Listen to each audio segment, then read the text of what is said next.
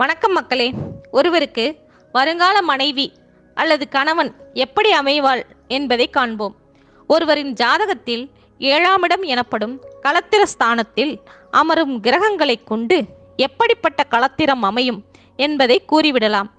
7ஆம் இடத்தில் சூரியன் அமர்ந்தால் வரக்கூடிய மனைவி புருஷனை மிஞ்சியவளாகவும், சந்திரன் அமர்ந்தால் விட்டு கொடுக்கும் தன்மையுடன் அழகான முகம் கொண்டவளாகவும், செவ்வாய் அமர்ந்தால் தன்னை விட வயதானவளாகவும், புதன் அமர்ந்தால் பாசாங்குடன் சாமர்த்தியசாலியாகவும், தோஷமில்லாத சுக்கிரன் அமர்ந்தால் நல்ல புன்னகையுடன் கூடிய சிரித்த முகத்துடன் கூடிய மனைவியாகவும், சனி அமர்ந்தால் நாகரிகத்தை விரும்பாத பெருந்தன்மை உடையவளாகவும், ராகு அமர்ந்தால் சர்ச்சையில் ஈடுபடும் விருப்பம் கொண்டவராக இருப்பினும் முடிவில் சுகமுடன் செயல்படும் மனைவியாகவும், கேது அமர்ந்தால் ஏழையாகவும் ஆனால் அறிவாளியாகவும் அமைவாள்.